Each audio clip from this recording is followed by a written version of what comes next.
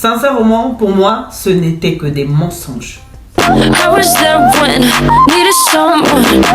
Bonjour à tous, j'espère que vous vous portez bien. Appelez-moi Raina Banz. Merci de vous abonner et de cliquer sur la cloche de notification si tu es sur notre réseau social là. Parce que vaut mieux pas dire, hein, parce que toc là.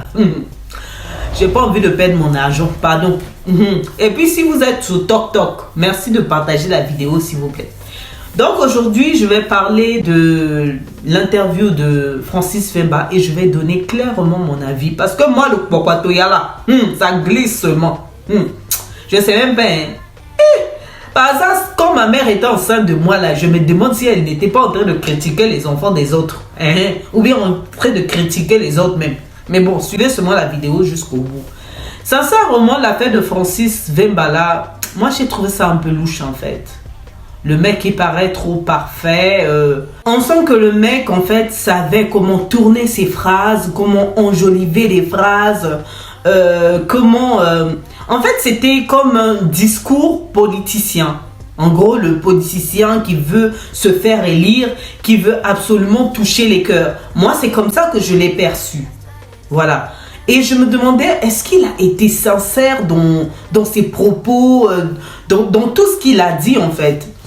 Et je ne vais pas le traiter de pervers narcissique ni de manipulateur. Mais il faut savoir que dans la vie, il y a des pervers narcissiques. Il y a des gens qui savent tellement manier la langue de Molière que quand ils parlent vraiment, je vous dis la vérité, tu vas sauf que croire qu'il a raison. C'est la vérité. Qu'est-ce qui me pousse à parler de perversité narcissique? C'est quoi en fait?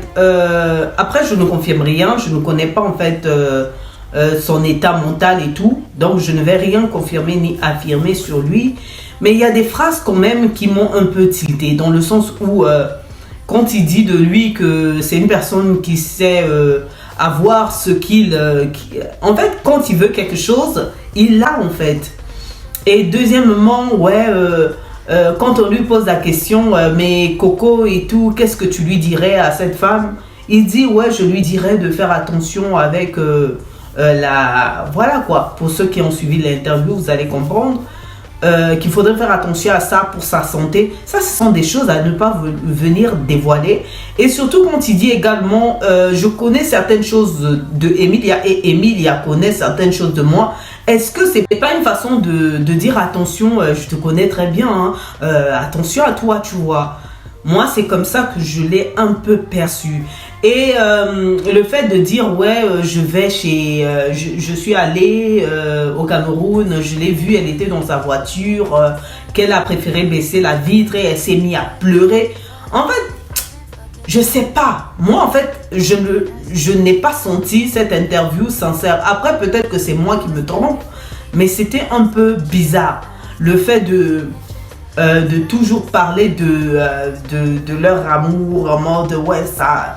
Hein, un amour vrai et tout. C'est comme s'il cherchait à convaincre le public et à faire changer d'opinion, en fait, l'opinion du public, en fait. Moi, je l'ai perçu comme ça. Mais après, bon, dans leur couple, je ne peux pas dire qui a raison, qui a tort, vous savez. Mais je vais vous dire un truc, c'est que c'est pas celui qui sait très bien parler qui a forcément raison ou tort. Tout comme celui qui est toujours colérique, qui a forcément raison ou tort. Seul Dieu connaît la vérité et seuls les quatre murs de leur maison, depuis le début de leur relation, connaissent vraiment la vérité. Il y a même un point également qui m'a un peu, qui a un peu attiré mon attention, c'est le fait qu'il prévoit déjà d'être avec elle, de se marier avec elle. Sincèrement, mon frère, on n'est pas dans un film de Cendrillon, quoi. Moi, j'ai trouvé que la personne voulait trop convaincre en fait le public que de dire vraiment sa vérité de façon sincère. Parlons du divorce. Bon, il dit que voilà, qu'il n'a pas envie de divorcer de sa femme et tout. Mais à un moment donné, il ne faut pas prendre des gens pour des beurres. Est-ce que vous savez que le divorce coûte plus cher que le mariage? Et que là, ils ont fait un mariage en bien commun. Donc, ça veut dire que l'un d'eux peut perdre sa fortune ou bien peut perdre certaines choses, certains biens. Donc, du coup, est-ce que ce serait vraiment lui qui ne voudrait pas vraiment divorcer de sa femme par amour, ou ça ne serait pas une affaire de bien. À ça également, on ne sait pas. Troisièmement, les causes de la séparation. Sincèrement, ce sujet-là m'a fait trop rire quand il a abordé ça. Parce qu'il a dit que, voilà, que, je vous rappelle bien, il dit que ses enfants sont toujours en contact avec Coco Emilia et que Coco Emilia prend toujours ses enfants qu'il a eu lors des précédentes relations, en fait, comme ses enfants. Bon, ça veut dire que Coco sait faire la part des choses. Ça veut dire que Coco peut bien comprendre des choses. Ça veut dire que Coco n'est pas aussi bête que ça, même si elle a ce côté colérique et puis impulsif. Donc, ça veut dire que elle sait réfléchir là où elle est déjà. Pour une femme qui, malgré le fait qu'il soit séparé avec un homme, qui prenne toujours des enfants de celui-ci comme ses propres enfants, ça veut dire que c'est une femme réfléchie. Bon, une femme aussi réfléchie, est-ce que, à cause d'une rumeur, elle va vouloir se séparer de son mari? Cette interview-là, je l'ai trouvée un peu louche. Dites-moi ce que vous en pensez en commentaire. Merci de vous abonner, de cliquer sur la cloche de notification pour ne rater aucune vidéo. Merci à vous. Au revoir. À la prochaine.